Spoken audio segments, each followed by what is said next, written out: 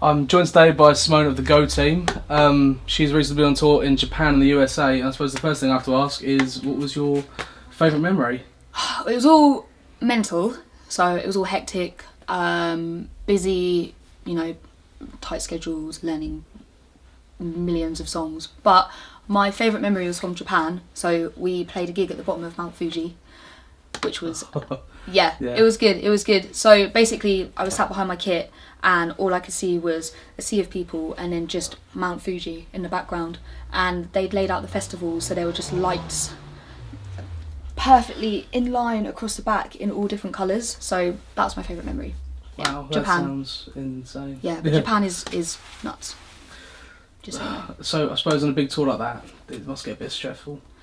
Yeah, it's stressful. I mean, you're basically, you spend most of your time in a moving vehicle, so you'll be on a plane or in a car or in a van or sleeping in a van, so you kind of have to like adjust to travelling. I think the thing to remember about touring is you're not always playing. You're playing one gig for an hour, 2 hours, and the rest of the time you're travelling, so it can be stressful, but if you're around good people, then it's fun mainly. Yeah, I mean, what's the secret to keeping it together?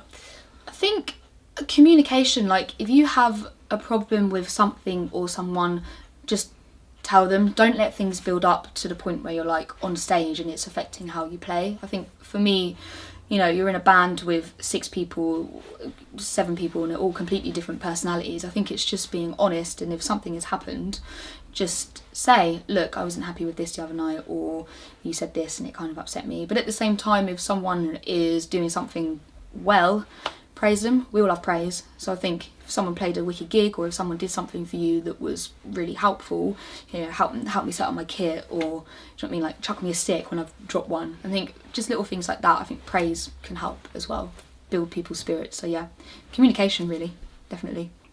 You started on your own before, of course, the Go team. Yeah. What advice would you give to a young musician starting on their own? I would say sticking at it. I think for me, remembering why you originally wanted to play an instrument. I think remembering that you couldn't wait to go home and sit behind your drums or plug in your bass or pick up a mic and just sing in the mirror. I think remembering why you started, for me, is important. Sometimes it can be exhausting. You'll be in a plane, you'll be like, right, I just want to be in my bed now with a cup of tea, watching Dexter. But you need to remember why it is that you started. Practice, definitely. Practice. I still practice now, or try to when I can, but just remembering why you played and just that passion and just keeping that in the back of your mind. Things can be exhausting and things can be tiring, but as long as you're just remembering why it is you started playing, then that helps me a lot. Yeah. I mean, you've achieved great success now, and from that you've got Natal now as your drum sponsor. How was that for you? Yeah, that's amazing. That's like, I think, the highlight of my year. I went through their website and I was like, wow. Yeah. The musicians, I was like, wow. Their kits are good, their artists are good, and I think the relationship that they have with their artists is amazing. That's why really I wanted to join. But I played a gig in Spain with a guy called Jamie, who plays for the Stereophonics, and he basically saw me play and just said, look, I know a guy from Natal, you're looking for a kit, let me put you in touch. And I met George Fredericks in Milton Keynes, and he was amazing. So yeah, it just came from a gig and just communication, again, talking to someone, and it stemmed from there, and now I've got this kit, which is great. Yeah. Do you like it though? Yeah. I love my kit. That's why it's here. I love my kit. Yeah, I'm very happy with it. Sounds great. Looks great. They're my favourite colours as well. So yeah, I'm very happy. It looks really nice. Thanks. Nice. So women are seen to have maybe a bit of a disadvantage going into the modern music worlds. Have you ever experienced anything like this yourself?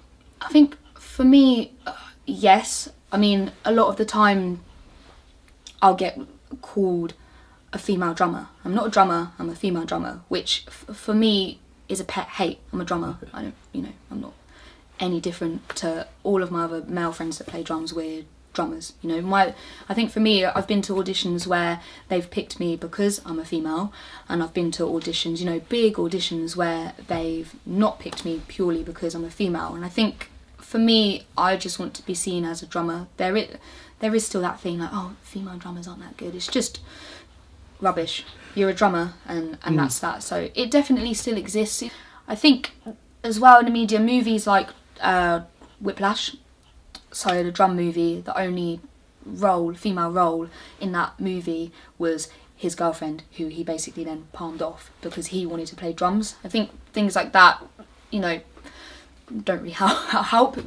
Great movie, but could have been a better female role. It definitely still exists. It's improving, but for me, I still find a lot of stigma around that. There's a magazine out there called Tom Tom magazine. It's the only magazine to write about female drummers, which is really important because when I started playing and when I was a teenager and, you know, watching drummers on TV or reading about drummers, they were all male. And this magazine is now out there for not necessarily just young female drummers, but, you know, for them to pick up and read and have those inspirations that I didn't necessarily have. And like they cover, you know, women from around the world. It's not just women in media. They cover, like, they write about young. You've been featured. I have been. Yeah, I'm in there somewhere. So you know, I'm in it. There's a drummer in there who's 11. You know, there's percussionists. They write about, you know, women that are pregnant and want to play drums. So it's kind of this whole thing, and it's wicked. So just that magazine alone, I think, is helping to push towards something better for drummers, not just female drummers in general. So yeah, definitely. Yes. So talking about image, how did you get yourself noticed by the Go team? A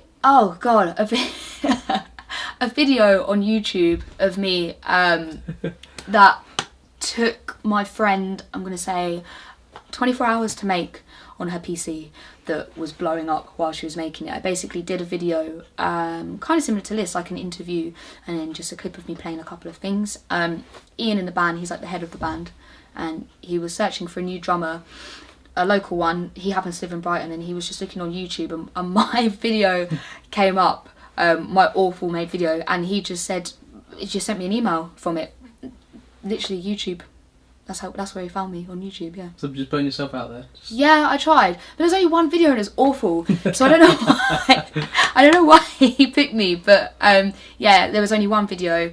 I was kind of like, okay, let's make a Tumblr, let's make a Twitter, and there's all these other things I could do, and he saw that. So that was a great first impression, yeah. So, live performances. What advice would you give to somebody who maybe lacks in confidence? Oh, I think the key to building it up is to keep doing it, as hard as that might seem. You know, going out in front of people, like, I'm camera shy, like right now this is hard for me. I think putting yourself in situations where you do feel uncomfortable is important, and getting used to them. So I'd say keep doing it. Practicing and knowing stuff before you go on stage is important, so you think, right, I know the content, I've got that, and it's just overcoming the nerves. There are loads of coaches and tutorials online to help you with your nerves, but I think for me, what's helped me is putting myself in that situation and being persistent and continuing to put myself in that situation until I'm like, okay, I can do it, and that was okay. I think that would be my advice. That's great. So, what's your biggest achievement so far as a drummer? God, I'd say this tour. I'd say for me, my endorsement that's really important to me. It's something, you know, when I first started playing, I was like, God, wouldn't it be great to like get a drum kit from a company to tour with? And it's that right there. Yeah. So that for me, I'm still buzzing from. But touring, again, going back to when I was a kid and I wanted to play drums, I was like, I didn't care about all the tiny ins and outs and auditions and media and Twitter. I just wanted to sit down and just play drums and annoy my mum, and then play it again. So for me, being able to do that as a job in front of people and for people to appreciate it, I think that's my biggest achievement. Yeah. That's great. So thank you very much for coming in. Thank you for having me. Oh, no worries. You've been delightful. Thank you very much. I'm Simone, and you've been watching Marmalade Sessions.